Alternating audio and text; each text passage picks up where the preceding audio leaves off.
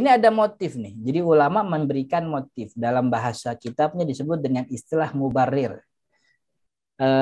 Motif atau mubarir tuh kalau paham ya, Ustaz Hendy ya, motif tuh apa Insya sih? Allah paham, Ustaz. Berangkat dari nilai apa syariat membenarkan poligami gitu. Ya, Berangkat dari nilai apa syariat membenarkan poligami? Pertama berangkat dari nilai iffatun nafs, menjaga diri dari kemaksiatan. Ini motif yang paling utama. Jadi orang punya poligami harus punya motif ini. Yang pertama menjaga diri. Karena dia punya motif menjaga diri, maka memang dia adalah orang yang dirinya sulit terjaga kecuali harus dengan istri yang lebih satu, lebih dari satu. Maka kalau dirinya sudah terjaga, sudah tercukupi, alhamdulillah, istrinya cantik, bisa apa namanya masak bisa, cuci baju, ngatur duit bisa, diajak bergaul nggak nolak dan seterusnya terusnya, kan begitu. Berarti kan ifatun nafsi sudah cukup dengan satu istri.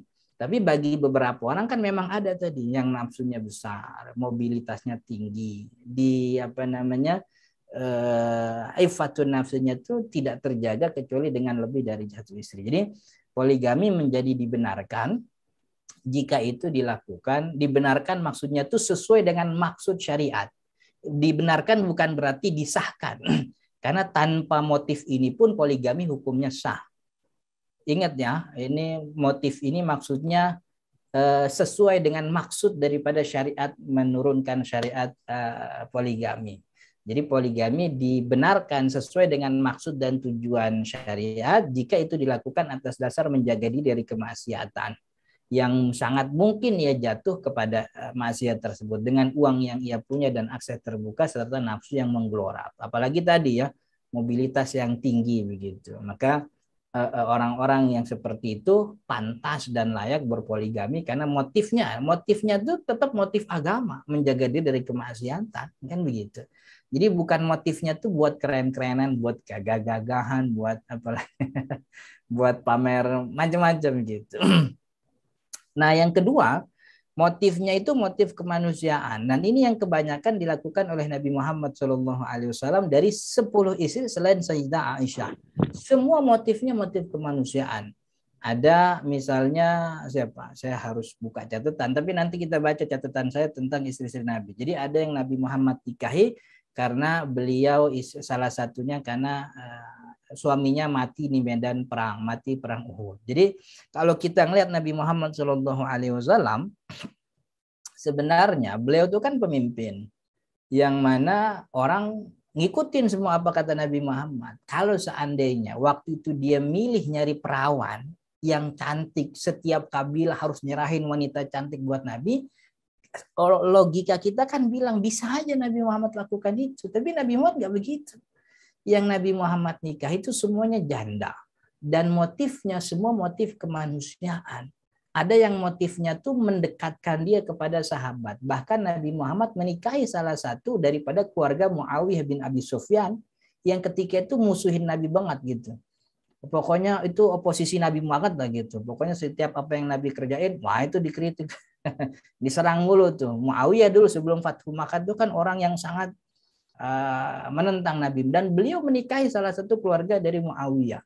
Untuk apa? Untuk itu motifnya tuh menjaga agama, biar melunakkan hati orang-orang mereka tuh, biar mereka lunak kepada Nabi Muhammad, bisa ikut ajaran Nabi karena memandang ada keluarga mereka di samping Nabi Muhammad.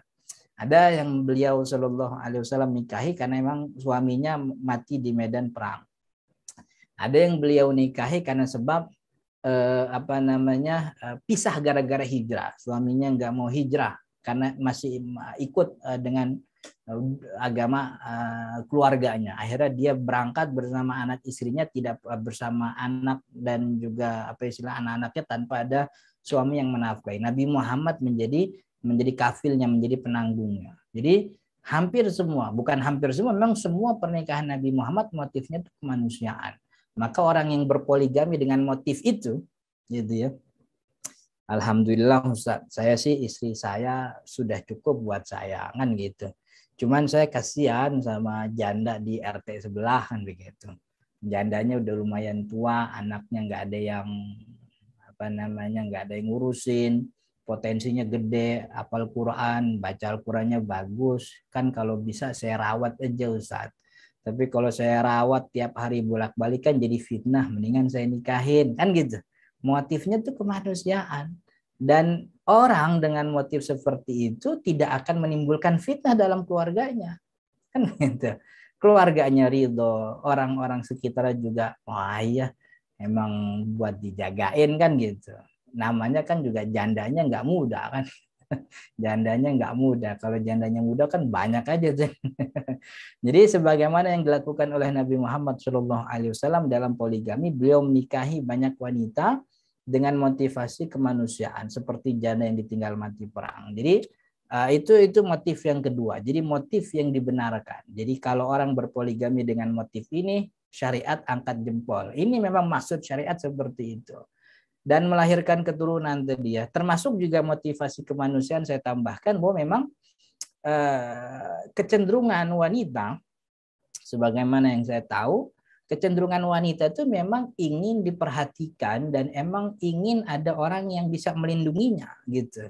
Kalau kita membiarkan banyak perempuan-perempuan itu khaliyah, apa istilahnya, tidak menikah, kesepian kan itu, dan kita rasakan itu di sosial kita kan gitu, itu kan justru apa istilahnya menyiksa perempuan juga. Jadi hikmah poligami itu kan itu, hikmah bagi laki-laki ada, hikmah bagi perempuan juga punya, bahwa perempuan memang kecenderungannya ingin diperhatikan, ingin ada yang menafkahi, ingin ada yang melindungi, ingin ada yang menjaga dirinya kan begitu. Maka dengan dengan jumlah populasi wanita yang lebih daripada kaum laki, dan itu diakui oleh syariat juga, maka poligami menjadi jalan solusi. Dan juga motif yang selanjutnya melahirkan keturunan. Kalau ada dua orang yang saling cinta, akan tetapi sebab satu dan lain hal sang istri tidak bisa melahirkan, padahal agama sangat menganjurkan untuk melahirkan keturunan guna memperkuat agama dan jadi ladang ibadah bagi orang tua, apa tidak menyakitkan jika keduanya dipisah? Gara-gara nggak ngelahirin, ya udah pisah aja. Padahal dua-duanya saling cinta. Padahal mereka bisa tetap bersatu dan bisa melahirkan keturunan. Ya salah satu caranya dengan berpoligami tanpa memisahkan keduanya, tapi menambahkan anggota baru guna melahirkan tujuan daripada pernikahan dari syariat itu sendiri, yaitu melahirkan keturunan. Jadi motif ini yang dibenarkan.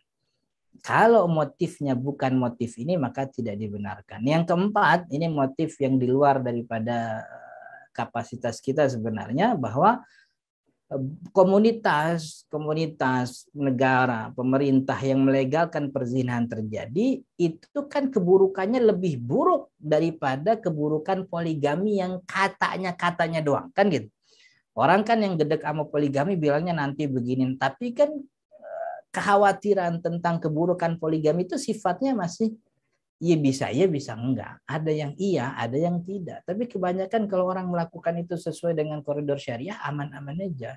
Artinya keburukan itu masih bisa dihilangkan dengan edukasi yang baik dan juga dengan pengertian yang sempurna dari orang. Tapi kan keburukan perzinahan itu pasti. Coba lihat negara-negara yang perzinahan dilegalkan, kan gitu. Berapa banyak emak-emak yang nggak tahu harus minta nafkah kepada siapa, anak-anak yang nggak tahu harus manggil bapak ke siapa, kan gitu.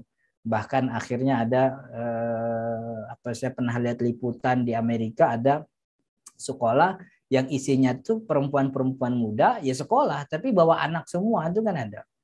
Karena memang ya begitu kan. Kemudian juga Silicon Valley yang orang bilang apa istilahnya tuh pusat IT dunia, ternyata di Silicon Valley ada semacam hutan yang dihuni oleh tunawisma yang ternyata mereka dibuang oleh keluarga karena broken home, karena macam-macam lah sebabnya gitu. Yang intinya bahwa mereka tidak dibina dengan hukum pernikahan yang memang melindungi sebagaimana syariat Islam itu menjaga keluarga kita. Jadi bahaya perzinahan itu sudah lebih pasti dibanding keburukan poligami yang cuman katanya doang. Maka motif inilah nih yang dibenarkan. Artinya kalaupun ada orang yang berpoligami bukan dengan motif-motif ini, pernikahannya sah, poligaminya sah gitu. tapi dia tidak sesuai dengan maksud daripada syariat. Sebagaimana juga menikah. Menikah itu kan untuk melahirkan keturunan, untuk menjaga agama, untuk menjaga diri kemaksiatan. Itu motif yang dibenarkan. Tapi kalau ada orang menikah nih, ini bukan poligami, menikah, tapi maksudnya bukan itu semua. Dia bukan maksud untuk menjaga agama, tidak ada maksud untuk apa. Dia cuma mau keren-kerenan doang. Ini ada perempuan yang cantik, paling cantik sedunia nih, yang kalau gua taruhan sama teman-teman gua bakal nikahi, gua dapet sekian. Nah, itu kan motifnya itu. Tapi nikahnya disahkan walaupun maksudnya tidak dibenarkan. Ini motif poligami. Lihat ya bagaimana kelompok masyarakat yang pencegah poligami dan justru melegalkan perzinahan jauh lebih buruk keadaannya dibanding dengan keburukan poligami yang sifatnya masih praduga, kan begitu. Jadi yaitu tadi memang satu sisi kita ingin merubah itu pandangan masyarakat tentang poligami, bahwa ini jauh lebih baik dibanding orang pacaran, dibanding orang selingkuh, kan gitu. Nah, tapi kan kemudian kita dibenturkan dengan beberapa fakta bahwa ada beberapa orang yang poligami itu serampangan gitu. Makanya kita perlu luruskan.